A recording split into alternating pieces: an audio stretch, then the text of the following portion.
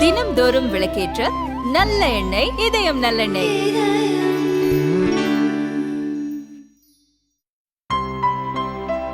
இனிமே கண்ணை மூடிட்டு கடலை எண்ணெய் வாங்கலாம். ஏன்னா மந்த்ரா கடலை எண்ணெய் இதயத்தின் தயாரிப்பு. வணக்கம். செய்தி சுருக்கம். 1 இல்ல 2 வருது. அடித்து ஊற்ற போகும் மழை. உச்சகட்ட அலர்ட். தென்மேற்கு பருவமழை நேற்று முன்தினம் துவங்கியது. தமிழகம் கேரளாவை நெருங்கி வந்து கொண்டிருக்கிறது. இதற்கிடையே வங்கக்கடல் பகுதியில் நாளை காற்றழுத்த தாழ்வு பகுதி உருவாக வாய்ப்பு ஏற்பட்டுள்ளது. இந்த காற்றழுத்த தாழ்வு பகுதி அப்படியே வடகிழக்கு திசையில் நகர்ந்து மத்திய வங்கக்கடலில் காற்றழுத்த தாழ்வு மண்டலமாக வலுப்பெறும். பின்னர் புயல் சின்னமாக வலுப்பெற்று ஆந்திரா, ஒடிசா கடலோர பகுதியை நெருங்கும் என வானிலை ஆய்வாளர்கள் எதிர்பார்த்துள்ளனர். இதற்கிடையே சென்னை வானிலை மைய இயக்குனர் செந்தாமரை கண்ணன் வெளியிட்ட செய்திக்குறிப்பு: தேனி, விருதுநகர், தென்காசி மாவட்டங்களில் இன்று ஓரிரு இடங்களில் மிக கனமழை பெய்யும். கன்னியாகுமரி, திருநெல்வேலி, மதுரை, திண்டுக்கல், திருப்பூர், கோவை, நீலகிரி, சிவகங்கை, புதுக்கோட்டை, தஞ்சாவூர், திருவாரூர், நாகை, மயிலாடுதுறை மாவட்டங்கள் மற்றும் காரைக்காலில் கனமழை பெய்யக்கூடும். நாளை மறுநாளும் தேனி, தென்காசி, திருநெல்வேலி, கன்னியாகுமரி மாவட்டங்களில் கனமழை பெய்யும். கிருஷ்ணகிரி, தருமபுரி, திருப்பத்தூர் மாவட்டங்களில் நாளை மறுதினம் கனமழைக்கு வாய்ப்புள்ளது. குமரிக்கடல், மன்னார் வளைகுடா, கேரளா, தென்மேற்கு மற்றும் அதை ஒட்டிய தென்கிழக்கு வங்கக்கடல் பகுதிகளிலும், தமிழக, கர்நாடக, லட்சத்தீவு, மாலத்தீவு கடற்பகுதிகள், மத்திய வங்கக்கடல் பகுதிகளில் மணிக்கு 55 கிலோமீட்டர் வேகத்தில் சூறாவளி காற்று வீசும்.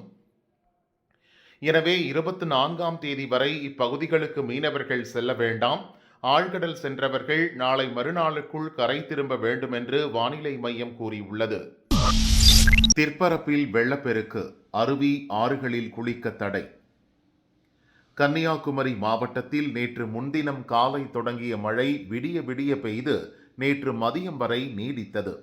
அணைகளுக்கு நீர்வரத்து அதிகரித்து வெள்ளப்பெருக்கு ஏற்பட்டுள்ளது. திற்பரப்பு அருவியில் தண்ணீர் ஆர்ப்பரித்து கொட்டுவதால் குளிக்க தடை விதிக்கப்பட்டது. 48 அடி உயரம் கொண்ட பேச்சிப்பாறை அணை நீர்மட்டம் 45.41 அடியாக உள்ளது. அணைக்கு நீர்வரத்து 486 கன அடியாக இருந்த நிலையில் இது மேலும் அதிகரிக்கலாம் என்பதை கருத்தில் கொண்டு 1070 கன அடி தண்ணீர் உபரி நீராக திறந்து விடப்பட்டுள்ளது. இதனால் குழித்துறை, தாமிரபரணி ஆற்றின் கரையோரத்தில் வசிக்கும் மக்கள் பாதுகாப்பாக இருக்கும்படி அறிவுறுத்தப்பட்டுள்ளனர். மழையுடன் பலத்த காற்று வீசுவதால் மீனவர்கள் கடலுக்கு செல்ல வேண்டாம் என்று எச்சரிக்கை விடுக்கப்பட்டுள்ளது. கொட்டி தீர்க்கும் கோடை மழை. 20 நாட்களில் 24 பேர் பலி. தமிழகம் முழுதும் கோடை மழை பெய்து வரும் நிலையில் இம்மாதம் மட்டும் மின்னல் தாக்கி 13 பேர், சுவரிடிந்து விழுந்து 4 பேர் இறந்துள்ளனர். மின்சாரம் தாக்கி ஒருவர், குற்றாலத்தில் ஏற்பட்ட வெள்ளப்பெருக்கில் சிக்கி ஒருவர் என கோடை மழைக்கு 17 ஆண்கள், 6 பெண்கள், ஒரு குழந்தை உட்பட 24 பேர் இறந்துள்ளனர். 17 பேர் காயமடைந்துள்ளனர். 91 குடிசைகள், 4 வீடுகள் முழுமையாகவும், 71 வீடுகள், 15 குடிசைகள் பகுதி அளவிலும் என 181 வீடுகள் சேதமடைந்துள்ளன. இவை தவிர 81 மாடுகள், 62 ஆடுகள் உட்பட 143 கால்நடைகள் இறந்துள்ளன. மேலும் 4587 ஏக்கர் தோட்டக்கலை பயிர்கள் சேதமடைந்துள்ளன. மாநில மற்றும் மாவட்ட அவசரகால செயல்பாட்டு மையங்கள் கூடுதல் அலுவலர்களுடன் 24 மணி நேரமும் செயல்பட்டு வருவதாகவும், நிலைமை தொடர்ந்து கண்காணிக்கப்பட்டு வருவதாகவும் வருவாய்த்துறை அதிகாரிகள் தெரிவித்தனர். வீடுகளை சூழ்ந்த வெள்ளம், தவித்து நின்ற மக்கள். கரூரில் பிரசித்தி பெற்ற கல்யாண பசுபதீஸ்வரர் ஆலயத்தில் நேற்று நந்தியம்பெருமானுக்கு சந்தன காப்பு அலங்காரத்துடன் பிரதோஷ விழா நடந்தது. கனமழையின் காரணமாக கோவிலுக்குள் மழைநீர் புகுந்ததால் பக்தர்கள் அவதியடைந்தனர். இந்து சமய அறநிலையத்துறையினர் உரிய நடவடிக்கை எடுத்து மழைநீரை அகற்ற வேண்டுமென பக்தர்கள் கோரிக்கை விடுத்தனர்.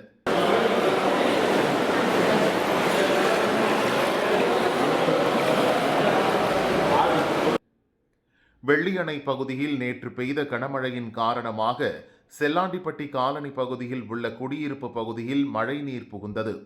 வெள்ளியணை ஊராட்சி நிர்வாகம் உரிய நடவடிக்கை எடுத்து மழைநீரை அகற்ற வேண்டும் என மக்கள் கோரிக்கை விடுத்துள்ளனர். இதேபோல் நாமக்கல் மாவட்டம் ராசிபுரம் சுற்றுவட்டார பகுதிகளில் நேற்றிரவு கனமழை பெய்தது. இதன் காரணமாக அணைப்பாளையம் பகுதியில் 10க்கும் மேற்பட்ட வீடுகளில் மழைநீர் புகுந்தது. மக்கள் வீடுகளை விட்டு வெளியேறி சாலையில் தவித்தபடி நின்றனர். இவ்வளவு கோடி முறைகேடா? கெஜ்ரிக்கு அடுத்த சோதனை. இடி ஷாக் ரிப்போர்ட்.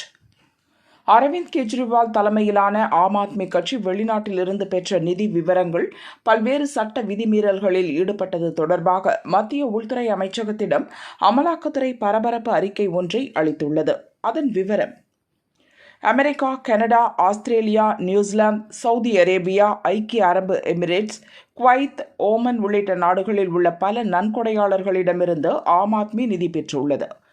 அவர்களின் அடையாளங்கள் உட்பட வெளிநாட்டு நன்கொடைகள் தொடர்பான பல உண்மைகளை மறைத்துள்ளது. அக்கட்சி 2014 முதல் 2022 வரை 7.08 கோடி ரூபாய் வெளிநாட்டு நிதி திரட்டியுள்ளது. பல நன்கொடையாளர்கள் ஒரே பாஸ்போர்ட் எண், மின் அஞ்சல் முகவரி, மொபைல் எண்களில் விவரங்களை அளித்து ஆம் ஆத்மிக்கு நன்கொடை அளித்துள்ளதையும் கண்டறிந்துள்ளோம். வெளிநாட்டு நன்கொடை ஒழுங்குமுறை சட்டம், மக்கள் பிரதிநிதித்துவ சட்டம், இந்திய தண்டனை சட்டம் உள்ளிட்ட பல சட்டங்களை ஆம் ஆத்மி மீறியுள்ளது.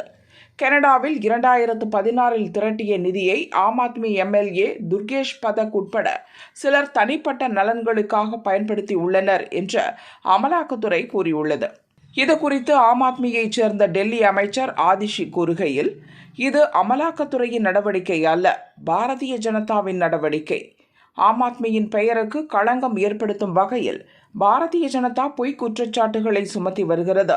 லோக்சபா தேர்தல் முடியும் வரை இதுபோன்ற செயல்பாடுகளில் அக்கட்சி ஈடுபடும் என்று கூறினார். பயங்கரவாதிகளை மொத்தமாக இந்தியாவுக்குள் இறக்கும் பாகிஸ்தான். உளவுத்துறை திடுக். குஜராத்தின் அகமதாபாத் ஏர்போர்ட்டில் IS பயங்கரவாதிகள் 4 பேர் நேற்று சிக்கினர். அவர்கள் முகமது நுஸ்ரத், முகமது பரிஸ், முகமது நஃப்ரான், முகமது ரஸ்தீன் என்பது தெரிந்தது. இலங்கையிலிருந்து புறப்பட்ட பயங்கரவாதிகள் சென்னை வந்தனர். இங்கிருந்துதான் அகமதாபாத் சென்றனர். 4 பேரும் தமிழ் மட்டுமே பேசினர். மொழிபெயர்ப்பாளர்கள் உதவியுடன் இவர்களிடம் விசாரணை நடந்தது. பகீர் வாக்குமூலம் அளித்தனர்.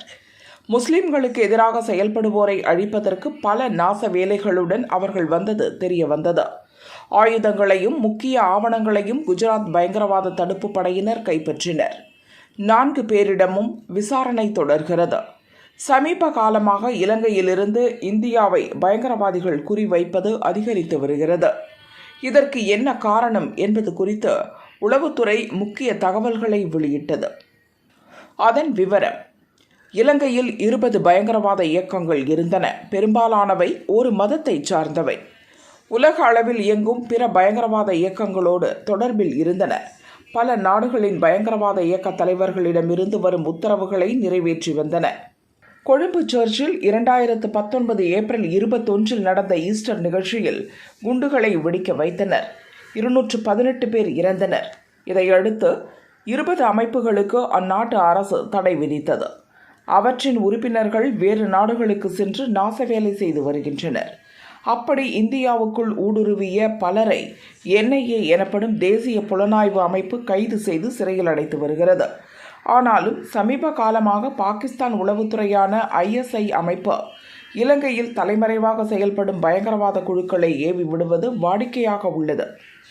குறிப்பாக லோக்சபா தேர்தல் முடிவதற்குள் பெரிய அசம்பாவிதத்தை நிகழ்த்தி காட்ட வேண்டும். இன்னும் சில மாதங்களில் இலங்கையில் நடக்கவுள்ள தேர்தலை ஒட்டி அங்கும் நாச வேலை செய்ய வேண்டும் என்ற தீவிரம் காட்டி வருகிறது. இப்படி நாச வேலைக்கு தயாரான அமைப்புகளில் ஒரு குழுதான் அகமதாபாத்தில் சிக்கியவர்கள். அவர்களிடம் பிடிப்பட்ட கைத்துப்பாக்கிகள் உள்ளிட்டவை பாகிஸ்தானில் தயாரிக்கப்பட்டவை. துப்பாக்கிகள் சீனாவின் நோரின்கோ 54 ரகத்தைச் சேர்ந்தவை. வெடிமருந்தும் கைப்பற்றப்பட்டுள்ளது. இவ்வளவு விஷயங்கள் இலங்கையை மையமாக வைத்து நடந்து கொண்டிருக்க, கடந்த ஆண்டு ஜூலையில் அங்கு 5 இயக்கங்கள் மீதான தடையை இலங்கை அரசு விலக்கிக் கொண்டது.